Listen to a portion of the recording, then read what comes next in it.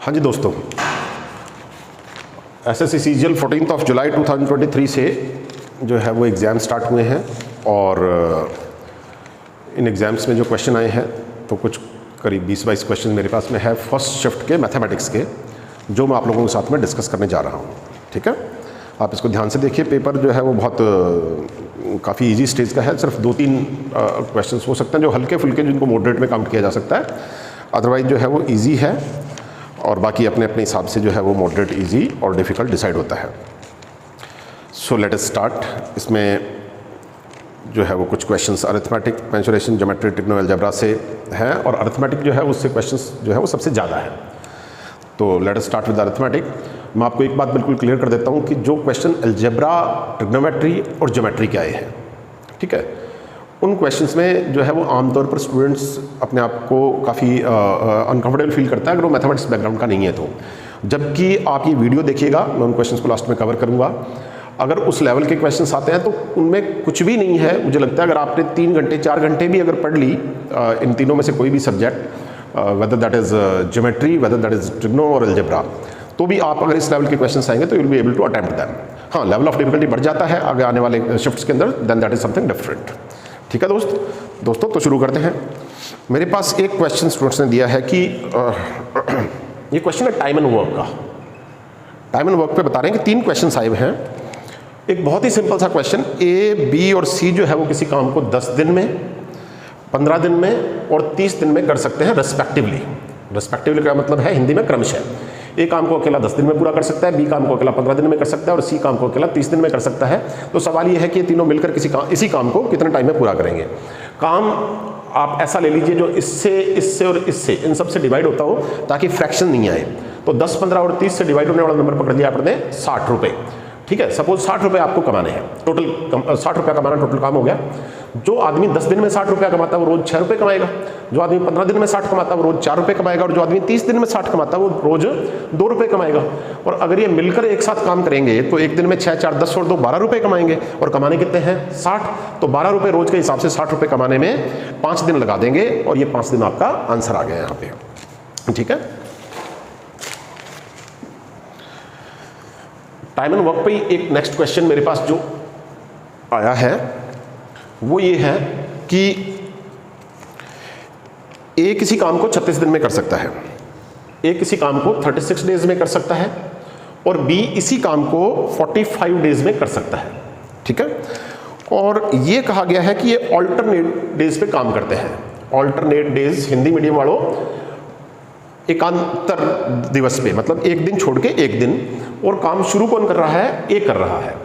यहाँ पे जो है वो स्टूडेंट्स की क्वेरी मेरे पास में ये है कि सर इस क्वेश्चन में ये कहा गया है कि ए 5 दिन बाद में काम छोड़ जाता है। अब यहाँ पे ये कंफ्यूजन है अभी तक कि ए जो है वो 5 दिन खुद काम करके उसके बाद में छोड़ जाता है या स्टार्टिंग से काम शुरू होने के बाद में जैसे ही 5 दिन पूरे होते हैं तब ए काम छोड़ जाता है। तो इन दोनों सवालों के अलग अलग जवाब होंगे। तो मैं दोनों करवा देता हूं ताकि अगर कोई सा भी सवाल आपसे पूछा गया हो तो उसका आपको सॉल्यूशन मिल जाए और आइंदा अगर ऐसा कोई भी सवाल आपसे पूछा जाए तो उसका जो है वो सॉल्यूशन फाइंड आउट कर सके एग्जाम के अंदर। फर्स्ट केस ले लेते हैं, कोई भी ले लेते हैं कि सपोज जो है वो ए 5 दिन काम करता है और फिर छोड़ जाता है। ठीक है, अब देखिए ऑल्टरनेट डेज पे काम करेंगे और ए शुरू करेगा तो पहले दिन ए काम करेगा और नेक्स्ट डे बी काम करेगा। ये फर्स्ट साइकिल बन गया। फिर अगले साइकिल में फिर ए काम करेगा और फिर बी काम करेगा। इस तरीके से 5 साइकिल लगेंगे तब ए जो है वो 5 दिन तक अपना काम पूरा कर पाएगा and after that he will leave. और सवाल ये है कि how many days will be taken by B to complete the remaining piece of work. B जो है वो बचे हुए काम को पूरा करने में कितने दिन और लगाएगा, ये उसका सवाल है। दोनों ही केसेस में लास्ट का सवाल सेम है, सिर्फ यहाँ पे ये कंफ्यूजन है। और स्टूडेंट्स ने जैसे बताया कि अलग अलग जो लोग करवा रहे हैं बहुत सारे यूट्यूब चैनल्स पे, तो वो अलग अलग तरीके से इस सवाल के आंसर दे रहे हैं। तो मैं आपको दोनों एक साथ कवर कर देता हूँ। देखिए, जैसे पिछले क्वेश्चन में हमने किया कि टोटल काम जो है वो ऐसा ले लिया जो इन डेज से डिवाइड होता हो, द सेम वे हम जो है वो टोटल काम ऐसा ले लेते हैं जो 36 और 45 से डिवाइड होता हो। अब देखिए थोड़ा बहुत आपको जो है वो इस पे कमांड होना चाहिए एलसीएम वगैरह पे, या टेबल आपको याद होनी चाहिए। 36 का 5 गुना 180 होता है और 45 और 36 दोनों से डिवाइड होने वाला नंबर 180 है और 36 का 5 गुना 180 होता है और 45 का जो है वो 4 गुना 180 होता है। मतलब 180 रुपया कमाना काम अगर अपन टोटल लेते हैं तो जो आदमी 36 दिन में 180 रुपये कमाता है वो 5 रुपये रोज कमाएगा और जो आदमी 45 दिन में 180 कमाता है वो 4 रुपये रोज कमाएगा। ठीक है, अब बात है कि अगर ये ए पहले दिन काम शुरू करता है तो ये 5 रुपए कमाएगा और बी अगले दिन 4 रुपए कमाएगा, तो एक साइकिल में 5 और 4 9 रुपए कमाएंगे। इसी तरीके से अगले साइकिल में फिर 5 और 4 9 रुपए कमाएंगे। साइकिल समझ गए कितने दिन का है? 2 दिन का। पहले दिन काम कौन कर रहा है? ए, और दूसरे दिन काम कौन कर रहा है? बी। तो 2 दिन के साइकिल में 9 रुपए कमाए जाते हैं। तो अगर इस तरीके से हम टोटल 5 साइकिल लगाते हैं तो 9 5 जा 45, 45 रुपए कमा लिए गए। समझ गए? अब ये 45 रुपए हमने किस में से कमा लिए? 180 में से। तो 180 में से 45, 180 माइनस 45 किया तो क्योंकि 45 का 4 गुना 180 होता है तो 45 का 1 गुना तो माइनस हो गया और बच कितना गया? 135 रुपए। अब काम कौन छोड़ गया? ए काम छोड़ गया। ए काम छोड़ गया। यहां पे भी आपको एक चीज ये देखनी पड़ेगी कि 5 साइकिल में 5वें दिन के बाद में ए काम छोड़ जाता है तो जो 5वां साइकिल होगा उसमें सिर्फ ए अपना अपना काम करके चला जाएगा। वहां से उसके बाद में बी ने कितने दिन लगाए, ये अपना सवाल है। तो बचे हुए 135 रुपए बी कमाएगा और बी 4 रुपए रोज कमाता है तो 135 को अपन 4 से डिवाइड कर देते हैं। तो 4 तिया 12 और 1 बचा 15, फिर 4 तिया 12 और 3 बचा, तो ये आ गया 33 ही 3/4। लेकिन ये आंसर नहीं है क्योंकि एक दिन उस साइकिल में भी बी ने काम किया है तो एक दिन और ऐड करेंगे तो कुल मिलाकर 34 ही 3/4 आपका जो है वो आंसर आना चाहिए। ये आप देख लीजिएगा आपके ऑप्शन में क्या पूछा गया है। ठीक है, या इसको आप इस तरीके से भी कर सकते थे कि 4 साइकिल पूरे लग गए। मैं सेकंड वे जो है वो सोचने का और आपको एक्सप्लेन कर देता हूं ताकि कोई एरर नहीं हो। 4 साइकिल तो कंप्लीट लगे, हर साइकिल में 9 रुपए कमाएंगे तो 4 साइकिल में 36 रुपए कमा लिए गए। और 5वें साइकिल में पहले दिन ए आता है और जैसे ही ए आएगा तो वो 5 रुपए और कमा लेगा, तो 36 और 5 41 रुपए सारे कमा लिए। अब 41 रुपए आपने कमा किस में से लिए? 180 में से। तो 180 में से जब आपने 41 रुपए कमा लिए तो 139 रुपए रह गए और ये 139 रुपए जो है वो बी कमाएगा और क्योंकि वो 4 रुपए रोज कमाता है तो इसलिए इसको 4 से डिवाइड कर दे तो 4 3 जा 12 और 1 बचा 19, तो 4 चौके 16 और उसके बाद में क्या बचेगा? 3/4। ठीक है, ये उस सवाल का सॉल्यूशन है जिसमें ए ने 5 दिन काम किया हो और उसके बाद में वो छोड़कर गया हो, मतलब A himself has done work for 5 days. Got it?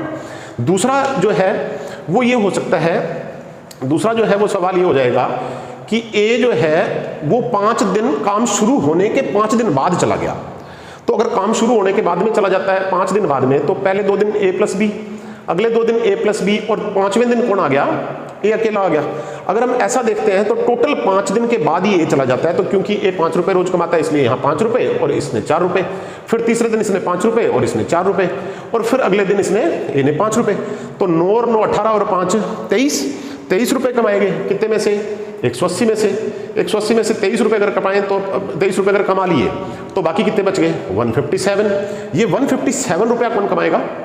157 रुपया जो है वो कौन कमाएगा? बी कमाएगा। और बी क्योंकि 4 रुपए रोज कमाता है तो 4 3 जा 12 बचा 37, 4 9 जा 36 बचा 1 और 1/4, तो 39 1/4 आंसर आ जाएगा। So I have explained both of the possibly asked questions. ठीक है, तो किसी भी तरीके से आपसे पूछा गया हो तो या तो आंसर वो आएगा या आंसर ये आएगा। ठीक है, उसके बाद आपके पास में क्वेश्चन जो है वो नेक्स्ट पूछा गया है कि टाइम एंड वर्क का एक क्वेश्चन और पूछा गया है।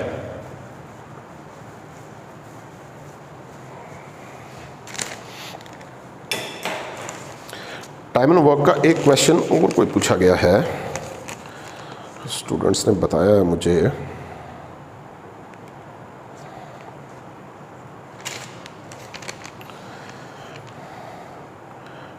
कुछ तो गया था कहाँ पे? हाँ, एक क्वेश्चन और पूछा गया, उसमें कहा गया है कि ए जो है, नहीं, 8 men can complete a piece of work in 45 days. Fine. And 8 women can complete the same piece of work in 18 days. 8 आदमी किसी काम को 45 दिन में पूरा कर सकते हैं और 8 औरतें उसी काम को जो है वो 18 दिन में कर सकती हैं। सवाल ये पूछा गया है कि 5 आदमी और 6 औरतें, 5 men plus 6 women, ये मिलकर इसी सेम इसी काम को कितने दिन में पूरा करेंगे। ठीक है, बहुत ही आसान सवाल है, थोड़ा सा सिर्फ आपको रीजनिंग लगानी है। देखिए, 8 आदमियों का ग्रुप है, वो काम को 45 दिन में कर रहा है और उन्हीं की जगह अगर 8 औरतें लगा दें तो काम को 18 दिन में कर पा रही हैं। तो इसका मतलब है कि ये ग्रुप, सपोज ए ग्रुप है और ये ग्रुप जो है वो बी ग्रुप है, तो ए और बी ग्रुप को सेम काम करने के लिए जो टाइम लग रहा है, ठीक है, उसका रेशियो 45-18 है। और 45-18 को अपन बोल सकते हैं 9 5 जा और 9 2 जा। तो कोई दो ग्रुप हैं, ठीक है, मैन और वेमेन के, जिसमें किसी काम को करने में इनका जो टाइम लग रहा है उसका रेशियो 5:2 है। और अगर टाइम का रेशियो 5:2 है तो इसका मतलब है कि इनकी एफिशिएंसी का जो रेशियो है दैट इज 2:5। समझ गए नहीं समझ गए? चाहे यहाँ पे कितने भी आदमी हो, 16 आदमी हो, 50 आदमी 50 औरतें हो, चाहे 40 आदमी 40 औरतें हो, चाहे वो कितने भी हो, लेकिन यहाँ हमें किसका रेशियो मिल गया? मैन और वेमेन की एफिशिएंसी का रेशियो मिल गया। मतलब a certain number of man are able to complete a piece of work in 45 days and the same number of women are able to complete the same piece of work in 18 days. Got it or not? So if the ratio of the time taken by these groups is 5:2, it means the ratio of their efficiency is 2:5. एक दूसरे के ये time और efficiency जो है वो एक दूसरे के इनवर्सली प्रोपोर्शनल होते हैं, व्युत्क्रमानुपाती होते हैं। ये तो आपको ध्यान ही होगा, जब आपको काम जल्दी करना है तो आप एफिशिएंसी बढ़ा देते हैं, और काम धीरे करना है तो एफिशिएंसी अपन कम कर देते हैं, क्योंकि एक दूसरे के इनवर्सली प्रोपोर्शनल है। तो 2:5 ये रेशियो आ गया एफिशिएंसी का मैन और वेमेन का। समझ गए? अब इस ग्रुप से काम करवाना है, चाहे तो इस ग्रुप को अपन क्या करें, किसी एक में कन्वर्ट कर लें, ठीक है, तो भी हो सकता है। आप में से जिन्होंने पहले काम किया हुआ तो वो देख सकते हैं, उनके दिमाग में आ जाएगी ये बात। अदरवाइज क्या कीजिए, आप जो है वो यहाँ से किसी एक ग्रुप से टोटल वर्क फाइंड आउट कर लीजिए। चाहे तो आप आदमियों से कर लीजिए, चाहे आप औरतों से कर लीजिए। आदमियों से करेंगे तो क्योंकि हर आदमी रोज 2 रुपये कमाता है, तो 8 आदमी रोज 16 रुपये कमाएंगे। समझ गए? और 16 रुपये जो रोज कमाते हैं वो 45 दिन तक लगे रहेंगे, तब काम पूरा होगा। तो 16 रुपया रोज कमाया जाता है, तो 45 दिन में 16 × 45 रुपया कमाया जाएगा, और इतना काम टोटल हो गया। अब इस काम को, टोटल काम को इस ग्रुप से करवाना है जिसमें 5 आदमी है, क्योंकि हर आदमी 2 रुपये रोज कमाता है, तो इसलिए 5 × 2 = 10, 10 रुपया कमा लेंगे, नहीं कमा लेंगे। और 6 औरतें 5 रुपये रोज कमाती हैं, तो 6 × 5 मतलब हर औरत 5 रुपये रोज कमाती है, तो 6 औरतें 30 रुपये कमा लेंगी। तो कुल मिला के आपके पास में 10 और 30 जो है वो 40 रुपया रोज की कमाई होगी। समझ गए? और इतना कमाना था, रोज की कमाई 40 है, इसको डिवाइड कर देते हैं 5 से, 9 जा पे चला जाएगा, ये 8 जा पे चला जाएगा, ये 2 जा पे चला जाएगा, और 9 × 2 = 18। समझ गए नहीं समझ गए? इसी में मैं एक चीज जो है वो बिगिनर्स के लिए और एक्सप्लेन कर देता हूं, जिनके समझ में आ गया वो स्किप करके नेक्स्ट क्वेश्चन पे पहुंच जाइएगा। देखिए, जरूरी नहीं है कि आदमी क्यों लिए, चाहे आप औरतों को ले लीजिए। हर औरत 6 रुपये, हर औरत, आदमी और औरतों का रेशियो आ गया था हमारे पास में एफिशिएंसी का 2:5 मैन और वेमेन का, ठीक है। हर औरत 5 रुपये रोज कमाती है, तो कितनी औरतें हैं हमारे पास में? 8 औरतें हैं, तो 8 औरतें 40 रुपये रोज कमाएंगी। समझ गए नहीं समझ गए? और 40 × 18, 40 रुपये रोज कमाएंगी, ये ग्रुप 40 रुपये रोज कमाएगा और 18 दिन तक काम करेगा, तब टोटल काम पूरा होगा या नहीं होगा? तो टोटल काम क्या आ गया? 40 × 18। अब ये काम इस ग्रुप से करवाना है। 2 रुपये के हिसाब से 5 आदमी 10 रुपये रोज कमाएंगे, और 6 औरतें 5 रुपये के हिसाब से 30 रुपये रोज कमाएंगी, तो 30 और 10 40, 40 से 40 कैंसिल हो गया, आंसर क्या आ गया? 18। तो चाहे आप इस ग्रुप से टोटल वर्क निकाल लीजिए, चाहे इससे निकाल लीजिए, उससे सॉल्यूशन पे या आंसर पे आपका कोई भी अलग से इंपैक्ट नहीं आएगा, आंसर सेम ही आएगा दोनों केसेस के अंदर। ये 3 क्वेश्चन जो है वो आपके कवर हो गए यहाँ पे टाइम एंड वर्क के। ठीक है दोस्तों, उसके बाद में ये कवर हो गया, ये कवर हो गया, ये कवर हो गया, ठीक है। फिर उसके बाद में एक क्वेश्चन जो है वो मेरे पास में रेशियो एंड प्रोपोर्शन का है। बहुत ही इजी क्वेश्चन, करवाने वाला है ही नहीं, आपके सेटिस्फैक्शन के लिए करवा देता हूँ। इसने बोला है कि 39 और 117 का जो रेशियो है वही रेशियो 17 और कोई नंबर y है इसका है, y x z कुछ भी यहाँ पे लिख सकते हैं क्योंकि ये तो अलजेब्रिक एक्सप्रेशन है। मतलब ये प्रोपोर्शन का साइन जब लगता है तो इसका मतलब है कि फर्स्ट और सेकंड टर्म के बीच में जो भी रेशियो है the same ratio is between third and fourth term. समझ गया नहीं समझ गए? तो या तो क्या है कि अगर आप इसको बहुत, अगर ये कॉम्प्लिकेटेड कुछ आता है तब तो उसके लिए आप क्या कर सकते हैं, मैं अलजेब्रिक एक्सप्रेशन बाद में दे दूंगा इसका सॉल्यूशन, पहले तो इसका आंसर दे देता हूँ कि 39 3 जा 117 है, तो यहाँ पे 17 3 जा 51 है, क्योंकि ये रेशियो 1:3 का है तो ये रेशियो 1:3 का होना चाहिए, तो 17 3 जा 51, 17 3 जा 51, ये आ गया आपका आंसर। वैसे क्या होता है कि अलग से मैं एक्सप्लेन कर देता हूं, अगर A और B का वही रेशियो है जो कि C/D का है, तो इसमें मीन्स का प्रोडक्ट जो है वो हमेशा एक्सट्रीम के प्रोडक्ट के बराबर रहता है। समझ गए नहीं समझ गए? तो A × D should be equal to B × C। ठीक है, तो उस केस में अगर देखें तो अपने को अगर कोई इनमें से एक वैल्यू फाइंड आउट करनी है तो दूसरी वैल्यू जो है वो यहाँ अपोन में चली जाएगी और आपके पास में आंसर आ जाएगा। जैसे कि आप क्या कर सकते हैं, 117 × 17 इज इक्वल टू 39 × y। समझ गए? Is equal to 39 × y। 39 into y, extreme का प्रोडक्ट जो है वो 117 और 17 के प्रोडक्ट के बराबर है। तो वाई यहीं रह जाएगा, 39 नीचे चला जाएगा और ये 3 जा हो जाएगा और 17 3 जा 51 आंसर आ जाएगा। लेकिन इतना ऐसे कुछ करना नहीं होता एग्जाम के अंदर, सिर्फ आप ये देखिए कि फर्स्ट और सेकंड का जो रेशियो है वही थर्ड और फोर्थ का है। यहाँ पे 1:3 है तो यहाँ पे 1:3 होना चाहिए और 17 3 जा 51। फाइन, ये आपका एक क्वेश्चन एग्जाम में आया, बहुत ही ईजी लेवल का, जो मुझे लगता है कि ऐसे पूछा नहीं जाना चाहिए था। नेक्स्ट हमारे पास में एक क्वेश्चन यहाँ पे दिया है साहब कि ए जो है that is 95% of B, A is 95% of B. A जो है उसकी वैल्यू बी का 95% है। किसका? बी का। बेस कौन है? बी। कंपैरिजन किससे किया गया है? ए का बी से। तो जिससे भी कंपैरिजन करेंगे वो अपने आप में कंप्लीट वैल्यू होगी और कोई भी कंप्लीट वैल्यू अपने आप में 100% है। तो बी जो है दैट इज 100% और ए इससे 5% कम है, इसका मतलब है कि ये 95% है। ऐसे दिया भी ए कि 95% है। सवाल वो यहां से दो पूछ सकता है, या तो ये पूछ सकता है कि बी ए से कितना परसेंट ज्यादा है और दूसरा ये पूछ सकता है कि बी ए का कितना परसेंट है। समझ गए? अगर वो पूछ लेता है, यहां ये पूछा गया था कि बी ए का कितना परसेंट है, लेकिन मैं दोनों सवाल जो पूछे जा सकते हैं उनको साथ में कवर करते हुए चलता हूं। अगर वो ये पूछ ले कि बी ए से कितना ज्यादा है परसेंटेज में, तो सबसे पहले देखना है वैल्यू में कितना ज्यादा है, तो वैल्यू में 5 ज्यादा है। लेकिन बी इस बार किससे ज्यादा है? ए से। तो कंपैरिजन ए से किया जा रहा है, मतलब बेस ए है। तो सवाल ये है कि बी ए से 5 ज्यादा है और वो 5 ए का मतलब 95 का कितना परसेंट है। तो 5 जो है वो 95 का परसेंट निकालना है। जिनको फ्रैक्शंस याद हैं वो तो ये 100 का इस्तेमाल नहीं करेंगे, सीधा देखेंगे 1/19, जो कि आपको पता है कि 5/19 होता है। जिनको नहीं ध्यान है वो इसको सॉल्व कर लेंगे, 19 आएगा और 100 को 19 से डिवाइड करेंगे तो 19 5 जा 95, 19 5 जा 95 और बचा 5, 5/19। समझ गए या नहीं समझ गए? तो ज्यादा कितना हुआ ये इससे? 5/19% ज्यादा हुआ। ठीक है। अगर ये पूछ ले कि साहब बी ए का है कितना परसेंट, तो देखिए ये 100 जो है वो 95 + 5 ही तो है।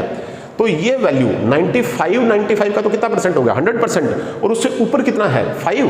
वो 5/95 का कितना हो गया? 5/19%। इसका मतलब 100 + 5 5/19%, और you can call it 105 5/19%। I am sure आपको ये आंसर ऑप्शन के अंदर मिलेगा। बाय द वे अगर कोई पॉइंट्स या फ्रैक्शन में मिल जाता है तो आप डेसिमल लगा के 50/19 कर देंगे तो लमसम में दिया जाएगा, तो आपके पास 59.3 के आसपास आ जाएगा। और अगर डेसिमल में दिया जाएगा तो 0.27 के आसपास जो है वो आपका ये आंसर आ जाएगा। ठीक है। ये बहुत ही बेसिक क्वेश्चन जो है वो पूछा गया है, बहुत ही बेसिक क्वेश्चन। उसके बाद में आपके पास में जो है वो परसेंटेज पे एक क्वेश्चन और पूछा गया है, जो कि ये है कि 3 जो है वो इंक्रीमेंट किए गए हैं 17 13 है क्या?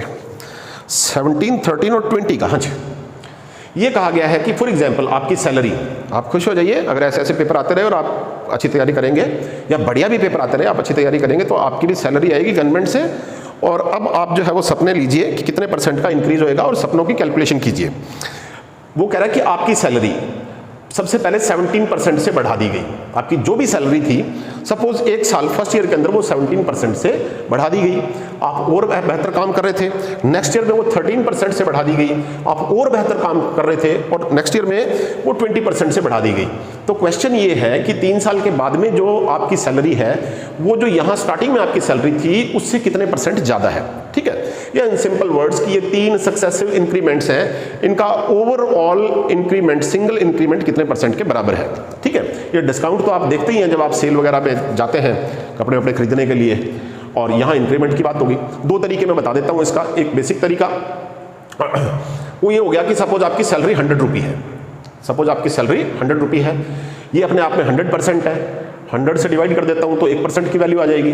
अगर इसको 17% से बढ़ाया जाता है तो 117% बन गई है अपनी, 100 से 117 पे चलेगी। इसी तरीके से अब ये नई सैलरी होगी 1 साल के बाद की। अब इस सैलरी पे इजाफा होएगा, ना कि इस बेसिक सैलरी पे। अब ये सैलरी अपने आप में कंप्लीट फिर 100% है, इस पे 13% बढ़ाया गया तो ये 113 हो गया। समझ गए? और अगली बार जो है वो फिर इस सारे पे 100% बढ़ाया गया तो ये कंप्लीट अपने आप में फिर 100% है, और इस पे 20% बढ़ाएंगे तो 120 जो है ये अपना बन जाएगा। समझ गए या नहीं समझ गए? अब जो है वो आप या तो इससे सॉल्व करना चाहते हैं तो इससे सॉल्व कर सकते हैं। 117 × 113 का मतलब है कि 115 का स्क्वायर - 2 का स्क्वायर। समझ गए? 115 का स्क्वायर होता है 11 × 12 132 25 और इसमें से 2 का स्क्वायर 4 माइनस कर देंगे तो 132, 25 में से 4 माइनस किया तो 132, 21 आ गया। ठीक है, तो 100 से चले थे और 132, 21 पे आ गए, 132.21 पे आ गए।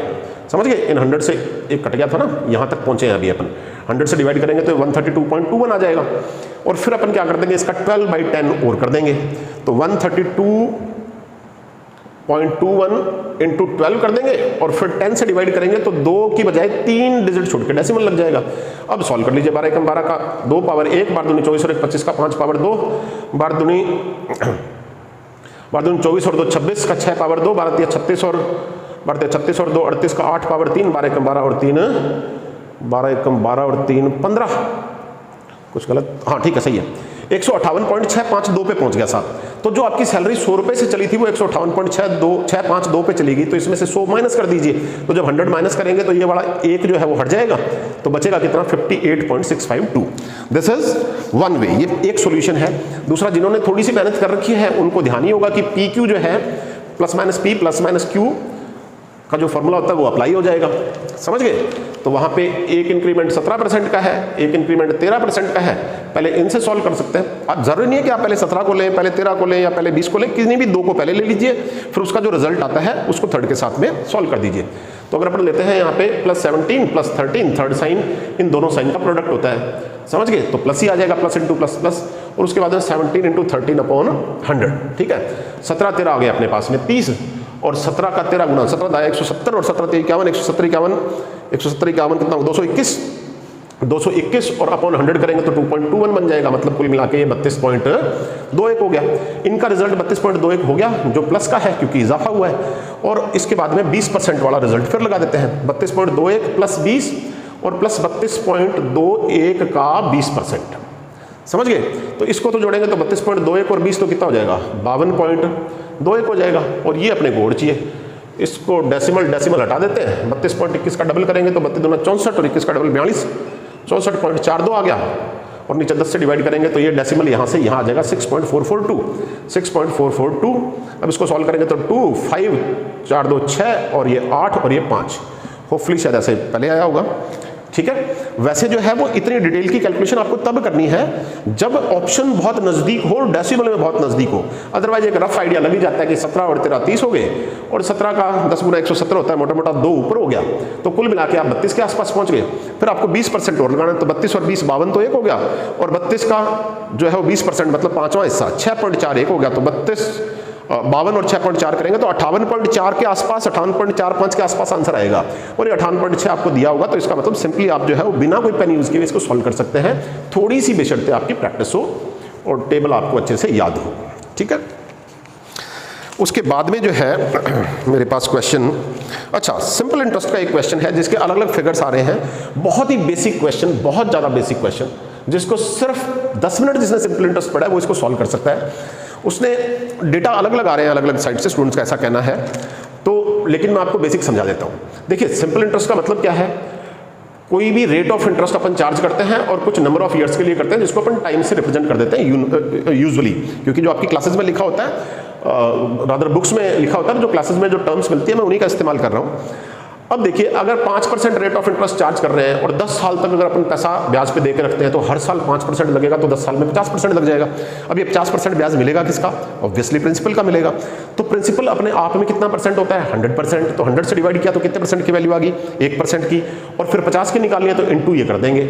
अब देखिए परसेंट की जगह रेट ऑफ इंटरेस्ट है परसेंट, तो R लगा देंगे, और टाइम 10 साल लिया है तो इसकी जगह पे T लगा देंगे, तो यहाँ पे एक बेसिक फॉर्मूला प्रिपेयर हो गया। ठीक है, PRT/100 जो लगभग छोटी क्लासेस में आपने सभी ने पढ़ा है। अब हम बात करते हैं कि यहाँ पे सवाल कैसा पूछा गया। डेटा चेक कोई भी दिए हो, इससे आपको कोई ज़्यादा फर्क नहीं पड़ेगा। इसने ये बात बोली है कि किसी एक प्रिंसिपल पे क्वेश्चन जो आज पूछा गया है फर्स्ट शिफ्ट के अंदर, प्रिंसिपल कोई एक प्रिंसिपल है, उसे किसी रेट ऑफ इंटरेस्ट पर किसी टाइम पीरियड मतलब नंबर ऑफ ईयर के लिए इंटरेस्ट पे दिया गया, समझ गए। और यहां से जो इंटरेस्ट मिला ना वो बराबर है, किसके बराबर है, कुछ और सेकंड प्रिंसिपल है जो किसी अलग रेट ऑफ इंटरेस्ट पे दिया गया है किसी और टाइम के लिए, और यहां का इंटरेस्ट और यहां का इंटरेस्ट बराबर है। तो क्योंकि ये सिंपल इंटरेस्ट फाइंड आउट करने के दो का फॉर्मूला हो गया, तो ये दोनों चीजें बराबर होनी चाहिए, समझ गए। तो ये 100 से 100 कट जाएगा, ये सिर्फ एक्सप्लेन करने के लिए आपको लिखा है। आपने एग्जाम में 100 का यूज नहीं करना है और स्क्रीन पे देख के सीधा ही सॉल्व कर देना है। लिखने की रिक्वायरमेंट नहीं होती है ऐसे क्वेश्चन में बिल्कुल भी। एग्जाम्पल के तौर पे यहाँ पे कुछ जो है वो स्टूडेंट्स ने कुछ डेटा दिया है मुझे। एक डेटा दिया है कि साहब पहले केस में प्रिंसिपल 8000 है, रेट ऑफ इंटरेस्ट 5% है और टाइम पीरियड 4 ईयर है। सेकंड केस में दिया है कि साहब 10,000 रुपये है और रेट ऑफ इंटरेस्ट दिया है कुछ 4% और टाइम पीरियड पूछा है। ठीक है, इनमें से कोई भी एक डेटा पूछ सकता है, बाकी सब आपको देगा, या एक से ज्यादा डेटा भी पूछ सकता है, लेकिन उनमें दोनों में रेशियो देगा। अगर 2 डेटा पूछता है तो उनमें कोई ना कोई रेशियो देगा। अगर यहाँ 3:2 का रेशियो दे देता है तो अपन इसको 3x मान लेंगे और इसको 2x मान लेंगे और उस हिसाब से सॉल्व हो जाएगा। यहाँ पे आज जो पूछा गया वो बहुत ही ईजी है, तो आप इसको कैलकुलेट करना चाहे तो आप कर सकते हैं। 8000, ये 1000 से 1000 कैंसिल हो गया, 5 2 जा 10 हो गया और 2 4 जा 8 हो गया, यहाँ 2 बचा, 2 4 जा 8, 8 से 8 कैंसिल हो गया, तो क्या आ गया आपका आंसर 4। मतलब 4 साल के लिए पैसा जो है वो लेंट आउट किया गया था। यहाँ पे कोई भी दूसरे डेटा जो है वो लिखे जा सकते हैं, कोई फर्क नहीं पड़ता, कुछ भी डेटा जो आपका दिल करता है रख दीजिए। साहब 10,000 रुपये जो है वो दिए गए, 4% रेट ऑफ इंटरेस्ट है, 6 साल के लिए दिए गए। यहाँ पे वो कुछ भी लिख देगा, 12,000 रुपये दिए गए, 8% रेट ऑफ इंटरेस्ट है, बताइए टाइम कितना है, या 8 साल है, बताइए टाइम पीरियड कितना लगेगा। तो आप इसको सॉल्व करेंगे तो आपको पता है कि ये 3 0 से ये 3 0 कैंसिल हो जाएंगे और 4 2 जा 8 हो जाएगा, समझ गए। 2 से आपने यहाँ पे 2 बच गया, 6 से कैंसिल किया 12 को, तो फिर 2 बच गया, 2 2 जा 4 और 10 को 4 से डिवाइड करेंगे तो 2.5 आ जाएगा। मतलब इस पे कुछ भी वहां पे एग्जाम में डेटा दिए हों, ये कुछ ज्यादा मैटर नहीं करते, you must know just concept. ठीक है, नेक्स्ट क्वेश्चन जो है वो मैं देखता हूं। आप ट्रिग्नो अलजेब्रा के क्वेश्चन जो है वो भी आप देख के जाइएगा, क्योंकि बहुत ही आसान टाइप के सवाल है, बस थोड़ा सा अगर आपने काम किया है तो आपका सॉल्व हो जाएगा क्वेश्चन। जी ये हो गया। एक क्वेश्चन जो है वो मुझे दिया गया है कि बॉयज़ एंड गर्ल्स का जो रेशियो है किसी क्लास में दैट इज 2:5, ये बताया गया है। और ये कहा गया है कि अगर 10 बॉयज़ क्लास छोड़ के चले जाएं और गर्ल्स जो है वो 20 और आ जाएं तो ये रेशियो बॉयज़ और गर्ल्स का जो है वो 4:5 बन जाता है, 4:5 बन जाता है। ठीक है, आपको सिंपल कंसेप्ट, बिल्कुल बेसिक कंसेप्ट, कोई भी रेशियो गिवन है उसमें कुछ चेंजेस किए जा रहे हैं बॉयज़ और गर्ल्स के अंदर या ए और बी के अंदर, और जो बाद में नया रेशियो दिया जा रहा है, तो आप कुछ दिमाग ज़्यादा लगाने की जरूरत नहीं है ऐसे सवाल के अंदर। ठीक है, ये बहुत ही ईजी टाइप का क्वेश्चन है। 2x और 5x, जब रेशियो सेम दिया तो आप इसके साथ में x लगा लेंगे। यहाँ पे -10 का बोल रहा है तो 10 माइनस कर दीजिए, यहाँ पे +20 का बोल रहा है तो 20 प्लस कर दीजिए, और ये रेशियो आ गया नया जो दे रखा है वो सामने रख दीजिए, 4:5, समझ गए। अब आप इसको क्रॉस मल्टीप्लाई करके आंसर फाइंड आउट कर लीजिए। 5 2 जा 10 और 4 5 जा 20, तो 20 और 10 का गैप आ गया 10x, और ये आ गया आपके पास में 50 और ये आ गया 80, लेकिन ये प्लस का 80 सामने जाएगा तो ये बनेगा माइनस का, सवाल गलत है। 5 2 जा 10x minus 50 that is equal to 4 5 जा 20x प्लस 24 जा 80। अब 20 और 10 का डिफरेंस लेंगे तो 10 इस तरफ आएगा तो प्लस का 10x बचेगा, और ये 80 उधर जाएगा तो माइनस का बन जाएगा, तो माइनस का 130 तो हो नहीं सकता। 10x की वैल्यू, x की वैल्यू -13 तो हो नहीं सकती, तो इसका मतलब है कि यहाँ पे सवाल गलत है। इसकी जगह डेटा कुछ और है, चलिए कोई बात नहीं, कोई डेटा गलत आगे होंगे, हम उसको सही कर लेते हैं। कुछ भी डेटा जो है वो अपन चेंज कर लेते हैं। इसी टाइप के कुछ और डेटा दे देता हूँ मैं आपको। ये माइनस में आ रहा है तो इसको चेंज कर देते हैं। 5x और 2x अगर ऐसा होएगा तो हमारे सामने 4/5 लाएंगे तो 25 और 4 2 जा 8 13, और ये आ जाएगा अपने पास में कितना 50 और 80 130, वो भी 13 से कैंसिल नहीं होगा। चलिए कोई बात नहीं, 25 और 10 रख देते हैं। 25 और 10, 25 10 गए 15 और 10 में 20 जुड़े 30, 15 30। ठीक है, क्वेश्चन में कुछ और बना देता हूँ। यहाँ पे 1:2 का रेशियो दे देता हूँ। 5x और 2x, ये बॉयज़ और गर्ल्स की वैल्यू थी, 10 बॉयज़ छोड़ गए और 20 गर्ल्स और आ गई, और उसके बाद में बॉयज़ और गर्ल्स का रेशियो 1:2 हो गया। देखिए जो सवाल जो स्टूडेंट्स ने दिया है वो सवाल गलत आया है, और गलत आया तो उसको मैंने करेक्ट कर दिया। मैं यहाँ पे ये आपको जैसा भी सवाल आया होगा इसको समझाने के लिए कुछ थोड़ा सा ये वाला डेटा रेशियो मैंने मेरी तरफ से चेंज कर दिया, इनको इंटरचेंज कर दिया ताकि क्वेश्चन सही बन जाए, आपके समझ में आ जाए। अब आप कर देंगे 5x और 2x कर दिया बॉयज़ और गर्ल्स का रेशियो, 10 बॉयज़ छोड़ गए और 20 गर्ल्स आ गई, और उसके बाद में ये रेशियो 1:2 का हो गया। अब क्रॉस मल्टीप्लाई करेंगे तो 2 5 जा 10x minus 20 that is equal to 2x, that is equal to 2x plus 20, ये 20 इधर आके प्लस का हो जाएगा, और ये 10x में से 2x माइनस जाके 10 में से 2 माइनस करेंगे तो 8x आ गया। 8x की वैल्यू 40 आ गई और x की वैल्यू 5 आ गई। तो इसका मतलब नंबर ऑफ बॉयज जो है वो स्टार्टिंग में 25 थे और नंबर ऑफ गर्ल्स जो है वो स्टार्टिंग में 10 थी। समझ गए? 5x की वैल्यू 25 आ गई और 2x की वैल्यू 10 आ गई। अब शायद उसने क्वेश्चन में ये पूछा था कि बॉयज चले जाएंगे तो उसके बाद में कितने बॉयज बचे हैं, ऐसा क्वेश्चन में मेंशन है। तो अगर 10 चले जाएंगे तो 25 में से 10 चले गए, 15 रह गए। ऐसे ही गर्ल्स पे कुछ प्लस माइनस से पूछा जाएगा तो आप आंसर दे देंगे। ठीक है, ऐसा कोई सवाल आएगा तो आप सॉल्व कर देंगे, आई थिंक सो। उसके बाद जो है वो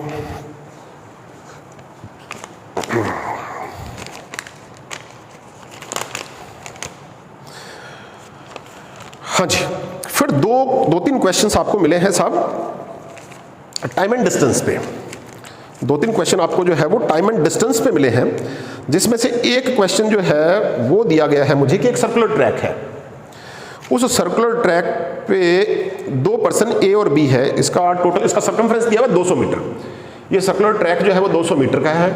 2 जने हैं ए और बी जो एक ही जगह से एक ही डायरेक्शन के अंदर सेम डायरेक्शन में दौड़ना शुरू करते हैं। एक की स्पीड है 18 किलोमीटर पर आवर और एक की स्पीड है 24 किलोमीटर पर आवर। तो सवाल ये है कि साहब जब ये यहाँ से रवाना होने के बाद में, यहाँ से डिपार्चर लेने के बाद में पहली बार वो वापस कब मिलेंगे, समझ गए? ये सवाल मुझे दिया गया है। तो 200 मीटर का ट्रैक है, 18, 24, 6, मतलब कुल मिला के 60 मिनट, 6 किलोमीटर में 60 मिनट लगेंगे, तो 1 किलोमीटर में 6 मिनट लगेंगे। और ट्रैक 1 किलोमीटर का 5वां हिस्सा है, 1 किलोमीटर में 6 नहीं लगेंगे, 1 किलोमीटर में 10 मिनट लगेंगे और 10 का 5वां हिस्सा 2 मिनट इसका आंसर आएगा साहब। इसका आंसर आएगा 2 मिनट। मैं बता देता हूं क्यों आएगा, थोड़ा सा आराम से समझ लीजिएगा। हर टाइप के स्टूडेंट्स यहाँ पे होते हैं। एक बिल्कुल बेसिक आप समझ लीजिए, अगर वो आप समझ जाएंगे तो फिर आपका ये सवाल बिल्कुल आसान हो जाएगा। क्वेश्चन ये है कि 200 मीटर का एक ट्रैक है, ए जो है उसकी रफ्तार है 18 किलोमीटर प्रति घंटा और बी जो है उसकी रफ्तार है 24 किलोमीटर प्रति घंटा दौड़ने की। ठीक है, दोनों एक ही टाइम पे यहां से एक ही डायरेक्शन में रवाना होते हैं, चाहे आप इधर कर लीजिए चाहे आप इधर कर लीजिए, कोई फर्क नहीं पड़ता। और सवाल यह है कि रवाना होने के बाद में जब ये दौड़ना शुरू करते हैं उसके बाद में ये पहली बार आपस में कब मिलेंगे, पहली बार कब मिलेंगे, ये उसका सवाल है। तो आपके पास एक बात तो ये है कि ये 18 पे दौड़ता जा रहा है और ये 24 पे दौड़ता जा रहा है, तो क्या आप समझ गए क्या कि 18 वाला तो दौड़ते ही पीछे रह गया और 24 वाला आगे निकल गया। तो जब 24 वाला जो इंसान आगे निकल गया वो ये तो है नहीं कि वहां रास्ते से कहीं वापस मुड़ के इससे मिलने आएगा। ऑब्वियसली वो भागता रहेगा, ये वाला इसके पीछे भागता रहेगा स्लो वाला, और अल्टीमेटली ऐसे भागते भागते जब तेज वाला धीमे वाले के कंपैरेटिवली पूरा एक राउंड एक्स्ट्रा कवर कर देगा तो उसको पीछे से जाके पकड़ लेगा। समझ रहे नहीं समझ रहे? मतलब पीछे वाला जो है उसे अगर आगे जो निकल गया उसे पकड़ना है इस दौड़ के अंदर, तो उसे पूरा का पूरा ये एक राउंड जो है वो एक्स्ट्रा कवर करना पड़ेगा। ठीक है, ये बेसिक कंसेप्ट है। अब उसके आगे ये है कि या तो आप इसको 18 पे दौड़ाएं और इसको 24 पे दौड़ाएं और ये सारी प्रक्रिया कीजिए। ठीक है, कीप डूइंग दिस प्रोसेस। लेकिन दिस इज जो है this is not the practical approach. What is the practical approach is that आप इसे दौड़ाएं मत, 18 वाले को यहीं रखो, समझ गए, और 24 वाले को सिर्फ 6 की स्पीड पे दौड़ाइए। समझ गए या नहीं समझ गए? अरे साहब एक चोर है, उसकी रफ्तार है 18 किलोमीटर प्रति घंटा दौड़ने की, एक सिपाही की रफ्तार है 24 किलोमीटर प्रति घंटा दौड़ने की। इन दोनों को दौड़ाते हैं और जैसे ही सिपाही उस चोर को पकड़ लेगा तो वो उसको अरेस्ट कर लेगा। तो क्या अपन इसको सजेशन दे सकते हैं नहीं दे सकते चोर को कि भाई तू यहीं बैठा रहे, तू 18 पे भागेगा वो 24 पे भागेगा, बिना मतलब तुम लोग इस तरीके से भागते रहोगे, एनर्जी वेस्ट करोगे, तो बेटर ये है कि तू यहीं बैठ और हम सिपाही से ये बात कर लेते हैं कि तू भैया 24 पे मत दौड़ना, जो रिलेटिव वेलोसिटी है, जो सापेक्ष चाल है, कितने किलोमीटर प्रति घंटा आपके दिमाग में 6 आ गया होगा। 18 पे वो दौड़े, वो 18 प्लस 6 पे दौड़े, 18 और 6 24 होते हैं, तो 18 तक तो दोनों बैलेंस ही हो गए, तो वहां तक इनकी एनर्जी वेस्ट करते ही नहीं है। 18 वाले को जो है वो दौड़ाते नहीं है और 24 वाला जो सिपाही है उसको सिर्फ किस स्पीड पे दौड़ाते हैं, 6 किलोमीटर प्रति घंटा की रफ्तार पे दौड़ाते हैं। और जैसे ही ये एक राउंड पूरा करके वो यहां आ जाएगा तो उस वक्त ये चोर को पकड़ देगा। इज इट क्लियर और नॉट? तो अब अगर आपके इतने बेसिक कवर है तो 18 वाले को मत दौड़ाओ, 24 वाले को दौड़ाओ और 6 की रफ्तार पे दौड़ाओ, सिर्फ 6 किलोमीटर प्रति घंटा की रफ्तार पे इसको एक राउंड ट्रेवल करना है जो कि 200 मीटर का है। अब आप देख लीजिए 6 किलोमीटर वो दौड़ता है 60 मिनट में, तो 1 किलोमीटर दौड़ेगा वो 10 मिनट में, इसका छठा हिस्सा 6th पार्ट, तो इसका भी 6th पार्ट 10 मिनट में। अब क्या इसको 1 किलोमीटर दौड़ना है या सिर्फ 200 मीटर ही दौड़ना है? तो क्योंकि 200 मीटर जो है वो 1 किलोमीटर का 5वां हिस्सा होता है। अरे 1 किलोमीटर में 1000 मीटर होते हैं आजकल, तो 1000 मीटर का 200 मीटर 5वां हिस्सा है, तो फिर 10 मिनट पूरे लगेंगे या 10 मिनट का 5वां हिस्सा लगेगा, और 5वां हिस्सा लगेगा तो 2 मिनट लगेंगे। ये आपका आंसर आ जाएगा। इज इट क्लियर और नॉट? ठीक है, एक सवाल मुझसे ये पूछा गया है। उसके बाद में मुझे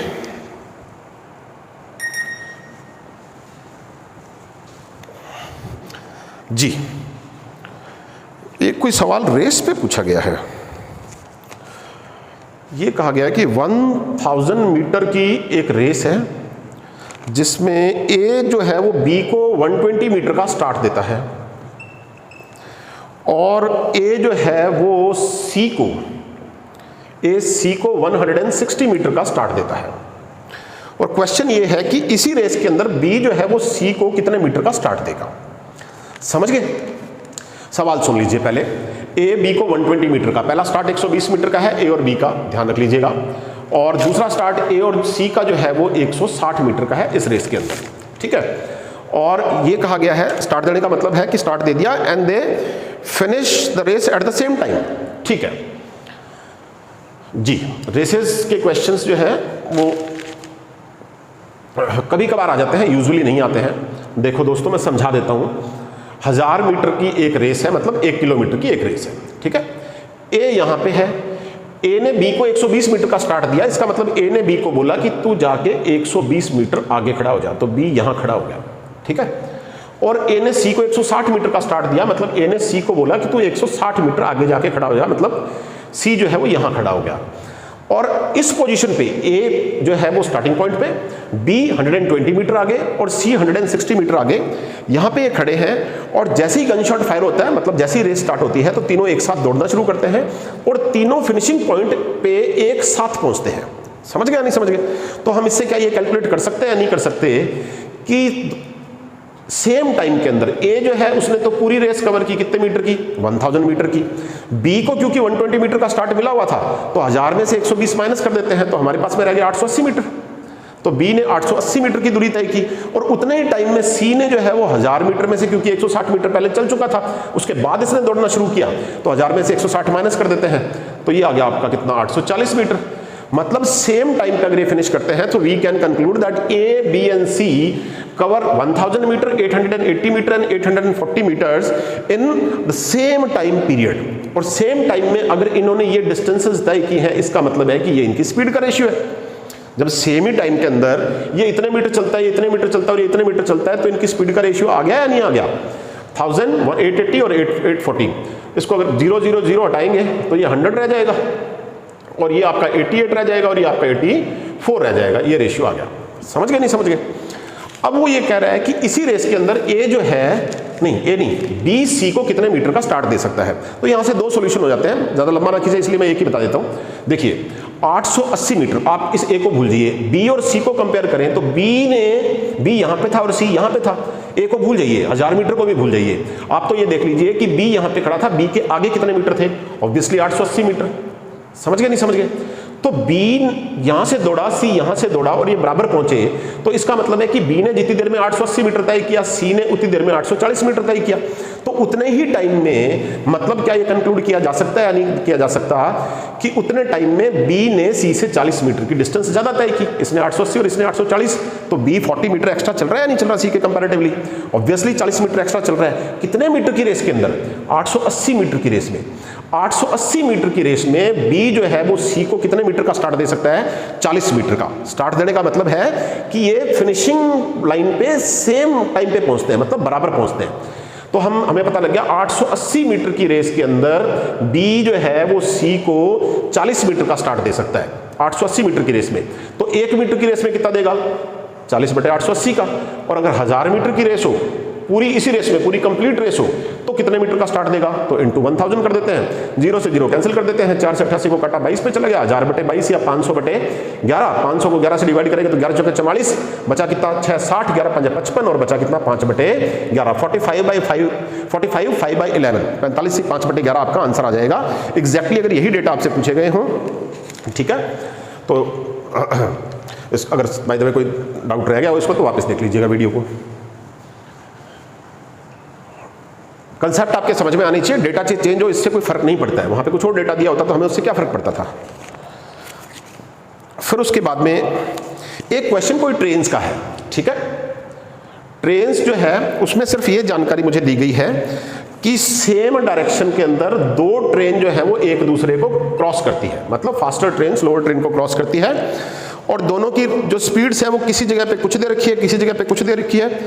जो डेटा आए हैं यूट्यूब वगैरह पे, तो मैं इसमें हौच पौच नहीं करना चाहता, अपने हिसाब से आपको कंसेप्ट बता देता हूँ, और अगर आप कहेंगे तो क्या जैसे मैं बताऊंगा वही होएगा अब तो या मैं कुछ डेटा भी सेट करके बता दूंगा आपको।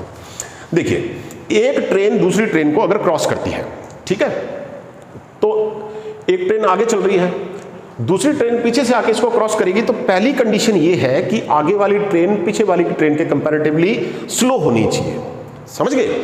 फॉर एग्जांपल, आगे वाली जो ट्रेन है उसकी स्पीड है 54 किलोमीटर पर आवर, कुछ भी ले सकते हैं अपन 54, मैं ऐसे डेटा लिखता हूं जिनको कैलकुलेट करना आसान हो, 54 किलोमीटर पर आवर, और पीछे वाली जो ट्रेन है सपोज इसकी स्पीड है 90 किलोमीटर पर आवर, ठीक है, 54 90। अब जायज सी बात है, ये देख लीजिए साहब, ये एक ट्रेन आगे जा रही है, इसकी रफ्तार है 54 किलोमीटर पर आवर, और एक ट्रेन पीछे से आ रही है, इसकी रफ्तार है 90 किलोमीटर पर आवर। तो जो क्रॉस जो होगा वो किस स्पीड पे होगा? आगे वाली की 54, पीछे वाली की 90, या आगे वाली को अपन रोक ही देते हैं, बच कितना गया 36। तो इसका मतलब है कि इन दोनों में, इस ट्रेन में और इस ट्रेन में कंपैरिजन किया जाएगा, तो इस ट्रेन के कंपैरेटिवली ये जो फास्टर ट्रेन है इसकी स्पीड 36 किलोमीटर पर आवर ज्यादा है या नहीं है। तो ये जो क्रॉस होगा वो इन दोनों में किस रफ्तार पे होगा? 36 किलोमीटर पर आवर की रफ्तार पे होगा, जो कि इनकी रिलेटिव वेलोसिटी है, जिसको सापेक्ष चाल बोलते हैं। समझ गए? तो अब बात है कि अगर ये ट्रेन इसको पीछे से क्रॉस करेगी तो क्या ये सिर्फ खुद की लेंथ क्रॉस करेगी, या सिर्फ इसकी लेंथ क्रॉस करेगी, या दोनों की लेंथ क्रॉस करेगी? तो मैं आपके सामने करके दिखा देता हूं। मैंने ये रोक दिया 54 वाली को, इसको 0 पे कर दिया, और जो फास्टर ट्रेन है इसकी रिलेटिव वेलोसिटी कर दी मैंने 36, जो इन दोनों का डिफरेंस है। अब ये डेटा 54 और 19 आ रहा है कि क्या हो गए? 0 और 36 हो गए। समझ गए?